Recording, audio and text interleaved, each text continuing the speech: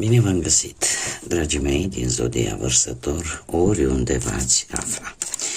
Bine ați venit tuturor pe canalul meu, Tarot Flor de Loto. Numele meu este Nina, pentru cei care nu mă cunosc, și ca de obicei mă bucur să vă am alături la fiecare lectură. Atât pe dragii mei abonați, cum de asemenea și pe cei care poate sunteți pentru prima oară aici pe canal.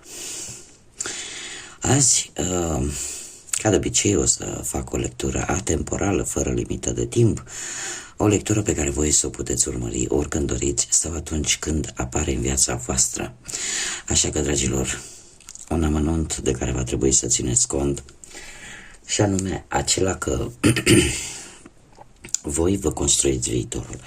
Așa că vă rog din suflet să luați decât acele mesaje care rezonează cu voi, iar restul lăsați-le să zboare în univers, pentru că sigur sunt pentru alte energii, pentru alte persoane care într-o mai mică sau mai mare măsură au o legătură cu Zodia Vărsător. Înainte de a începe această lectură, trebuie să vă precizez, să vă fac un anunț important. De ce? Pentru că recent am descoperit că mai există cel puțin încă un canal care se numește identic cu canalul meu. Trebuie să vă precizez faptul că acesta este singurul meu canal de YouTube, Tarot Flor de Loto. Restul canalelor care posibil să aibă același nume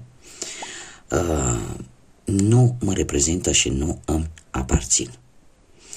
Așa că mare atenție în cazul în care poate dați de unul din aceste canale și vi se fac tot felul de oferte sau vi se cer bani sau indiferent ce, eu comunicările importante le fac decât aici.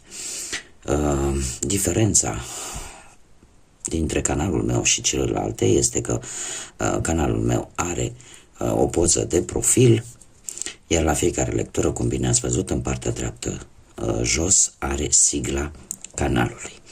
Așa că eu zic că sunt două măsuri de siguranță pentru mine, zic eu, în așa fel încât voi să nu fiți înșelați de către nimeni. Și să știți cu cine aveți de-a face. Eu nu am alte canale, este singurul canal pe care îl dețin, așa că am ținut neapărat ca voi să știți acest lucru. Acum, haideți să începem lectura. Toți cei care aveți Soare, Lună, Venus, Ascendentul sau oricare alt aspect astral din harta natală care are legătură cu Zodia Vărsător, atunci această lectură este de asemenea și pentru voi. Și haideți să vedem ce ne spune acest oracol minunat al ceștii de cafea pentru voi, dragii mei din Vărsător. De curând, dragilor, se pare că ceva ascuns a ieșit la lumină sau poate pur și simplu cineva vă arată prețuire. Cineva vă prețuiește precum... Foarte interesant, le las, chiar dacă în mod normal scot câte 3, dar dacă a ieșit, a ieșit. Și haideți să vedem. Deci, așa cum v-am mai spus, un moment, așa cum v-am mai spus, ați avut parte unei dintre voi de niște vești îmbucurătoare, mai ales pentru cei care ați fost pentru o perioadă de timp de singuri. Se pare că ați întâlnit pe cineva care, cum am mai spus, vă prețuiește. Vă prețuiește ca pe o piatră nestemată, ca pe o perlă. Alții descoperiți, așa cum bine am mai spus și la început, ceva ascuns, ceva neașteptat care a ieșit la lumină. Ce se întâmplă? Ce se întâmplă? Păi în prezent se pare că poate ce a ieșit la lumină va aduce un succes. sau va aduce sprijinul unei persoane cu influență care să vă ajute pe voi într-o anumită situație și să vă dea un pic de tărie, un pic de încredere. Este ceva ce în viitorul apropiat este legat de niște documente, de niște acte legale, de semnarea poate unor contracte, unor înțelegeri sau orice ține de documente care pot fi relaționate chiar cu o căsătorie pentru unii dintre voi, cu o propunere din punctul ăsta de vedere sentimental sau de un compromis în care voi, semnând poate un contract, o înțelegere, vă compromiteți să faceți un anumit lucru important. Deci va fi un compromis foarte important, indiferent că vorbim poate de o cununie, de o căsătorie, cum de-ar minte și de orice alt document important pe care voi îl puteți face, dar care implică o, cum să spun eu, ca și o promisiune foarte importantă. Haideți să vedem ce ne spune acest tarot al zânelor despre viața voastră profesională. Dragii mei, se pare că cu ceva timp în urmă, din punct de vedere profesional, ați fost destul de optimiști și credința voastră că lucrurile încet se vor rezolva se pare că au mișcat munții. Ați avut parte de niște lucruri îmbucurătoare din punct de vedere profesional, care, cum să spun eu, te-au mai liniștit, da? Și te-au ajutat să treci peste anumite situații destul de dificile pe care le-ai fi putut traversa cu ceva timp în urmă. Prezentul vine cu acea senzație că ești cumva prins poate într-un job care nu prea-ți place. Nu prea-ți place, dar cumva ești stimulat poate de o partea financiară, dar nu e ceva care să-ți facă o foarte mare plăcere. Alții putem vorbi de anumite preocupări, de anumite frici relaționate cu viitorul, poate cu viitorul profesional al vostru sau poate cu un viitor loc de muncă, da? În general, cu ce se va întâmpla de aici încolo. Doiul de toamnă, se pare că vei reuși să scoți la liman, ca să zic așa, o anumită situație profesională sau poate ceva legat de un job. Și asta pentru simplu fapt că unii dintre voi chiar aveți un talent excepțional de a duce la bun sfârșit mai multe lucruri odată. Doiul de toamnă, de asemenea, ne vorbește de a fi precis, a fi atent pe ceva anume și nu pe mai multe activități. Și se pare că vă veți decide chiar poate pe două priorități profesionale și lucrul ăsta te va ajuta să mergi înainte din punctul ăsta de vedere profesional. Bun, haideți să vedem cu bănuții cum stați. Cu bănuții se pare că ați căutat niște bănuți să rezolvați o situație. Unii dintre voi ați căutat niște bănuți tocmai pentru a face poate vreun curs, vreo școală,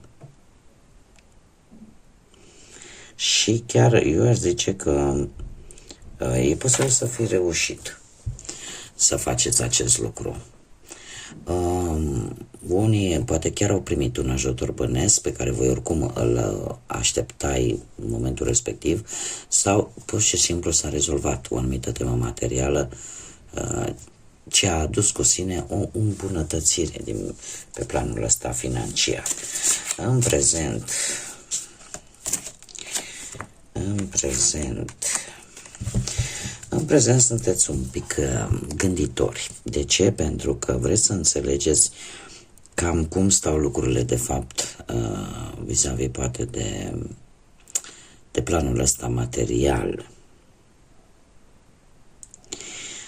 Și încercați oarecum să nu aveți prejudecăți în ceea ce privește poate, nu știu, orică sunteți un pic filosofi în acest moment. De ce? Pentru că aveți o gândire foarte profundă.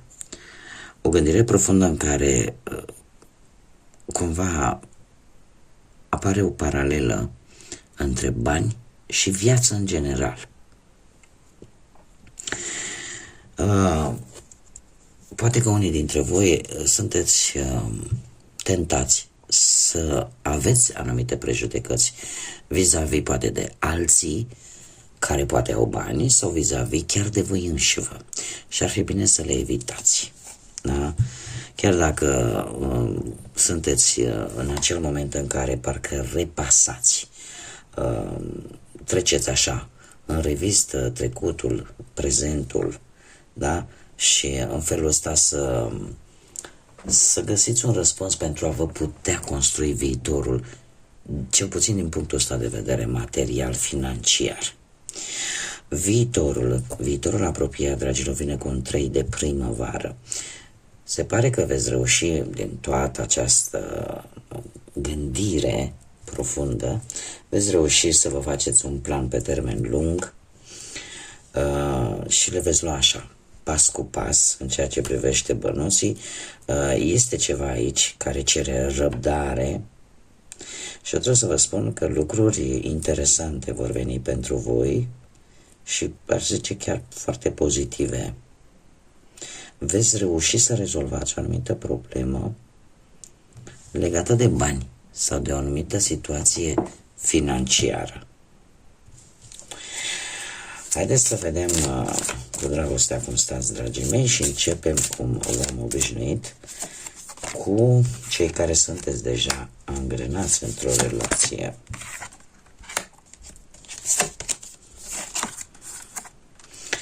Dragilor, ce văd eu aici, așa, pentru că îmi sare în ochi, foarte multe arcane majore.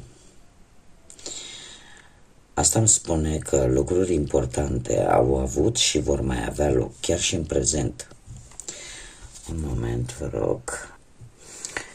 Am revenit, mi se stinsese lumânărica.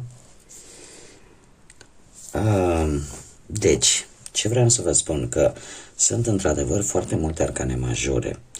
Mie asta mă denotă faptul că ați avut parte de lucruri importante în trecutul apropiat, dar și prezentul vine cu lucruri importante care vor influența foarte mult viitorul apropiat. Acum, revenind la partea cu sentimentalul, da, cu viața sentimentală, pentru cei care sunteți într-o pereche, se pare că unii dintre voi, nu știu, ați avut parte de anumite situații negative în relație, dar v-ați dat seama că la voi stă puterea, că voi sunteți cumva acea piesă importantă care poate face ca relația să funcționeze sau nu. Cumva anumite lucruri depind de voi, da? Ca relația să meargă în direcția care trebuie. În prezent avem împărăteasa. E timpul să acționezi și probabil că unii dintre voi chiar o faceți. Sunteți foarte creativi și trebuie să vă spun că ceva aici se schimbă.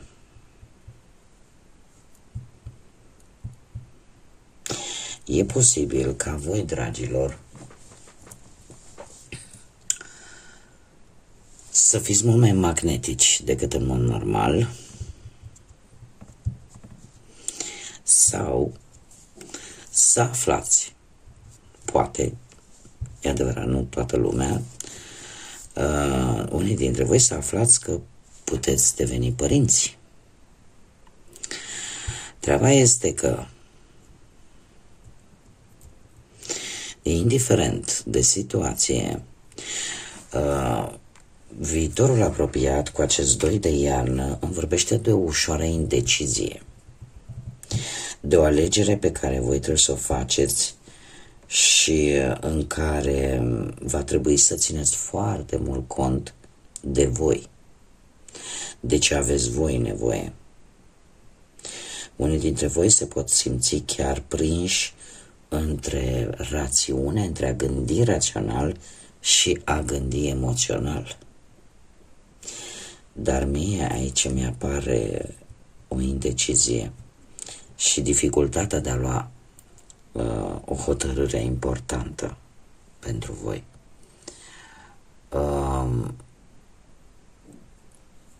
Eu aș spune că chiar dacă opțiunile, să zicem, pot fi dificile, există șanse, așa cum bine am văzut, care țin de voi, ca un echilibru în pereche să apară, să se rezolve anumite probleme interne, ca să zic așa, din interiorul cuplului. Deci există această posibilitate, doar că depinde foarte mult de voi și de ceea ce vă doriți voi. Haideți să vedem cei care sunteți singurei în urma poate a văduviei, din păcate, sau a unui divorț sau unei separări, sau poate pur și simplu nu ați reușit să vă găsiți până acum perechea. Dragii mei dragi, se pare că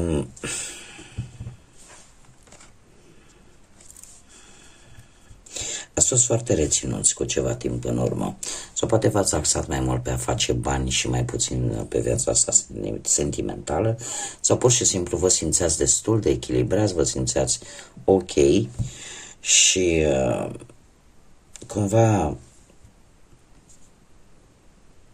unii dintre voi, eu aș spune că nu dădeați foarte mare importanță vieții sentimentale. Acum trebuie să vă spun aspectul ăsta pentru vărsător.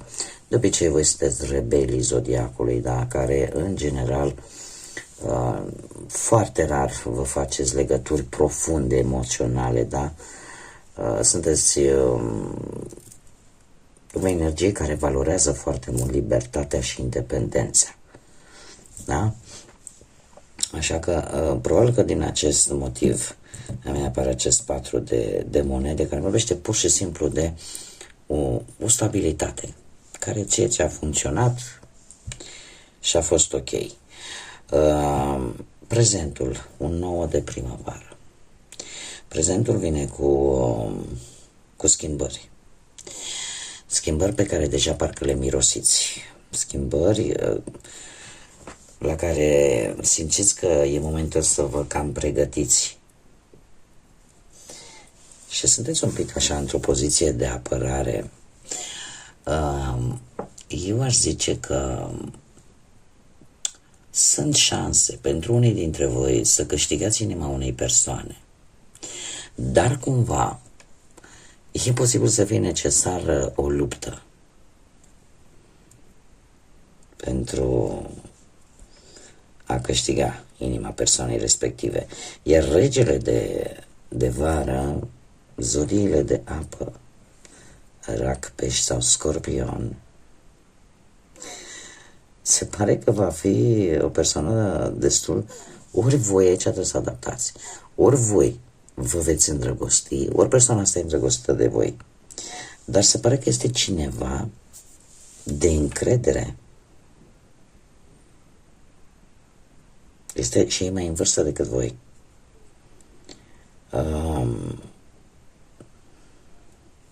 De obicei este un personaj sentimental, înțelegător, care are această putere de a iubi și de a asculta cu o foarte mare blândețe.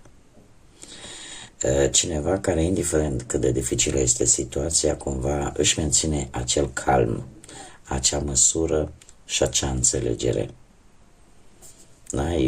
Are o toleranță, dar în același timp e o persoană foarte diplomată, care nu prea îi plac conflictele și de obicei le cam rezolvă. Acum, dragii mei, haideți să vedem un mesaj general pentru voi. Un mesaj pentru dragii mei din Vărsător.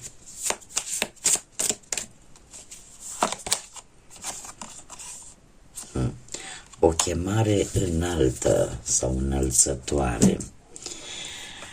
Se pare că ai acel curaj de care ai nevoie. Lasă trecutul și cumva lasă să iasă la suprafață acea majestuozitate, acea, cum să spun eu, acea strălucire. Vei găsi succesul și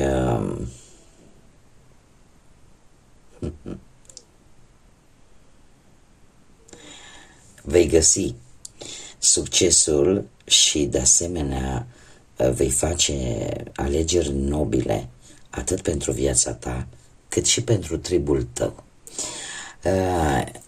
Unii dintre voi e posibil ca în următoarea perioadă să traversați anumite situații unde va fi nevoie să-ți folosești curajul și pe care îl deții, și va trebui să iei probabil o decizie importantă relaționată cu ceva din trecutul tău. Probabil că va trebui să spui cu hotărâre ce a fost și trebuie să rămână în trecut, pentru că oricum nu are nimic nou să vă spună, și doar în felul acesta vei găsi succesul și vei face niște alegeri înțelepte și foarte bune, atât pentru tine cât și pentru cei dragi ție, da? Pentru tribul vostru. Cumva să răspunzi la această chemare înălțătoare. E ca un test, poate pentru unii dintre voi. Bun, dragii mei, aceasta a fost lectura pentru voi. Eu vă mulțumesc pentru prezență ca de fiecare dată și cu rugămintea de a nu uita de like-uri, de distribuiri, de comentarii și, desigur, toți cei care încă nu v-ați abonat, eu vă invit cu mare drag să o faceți, să ne întâlnim ca de obicei la fiecare lectură. Până data viitoare, când ne vom reîntâlni, numai bine vă doresc multă energie pozitivă și, desigur, să fiți iubiți, dragilor.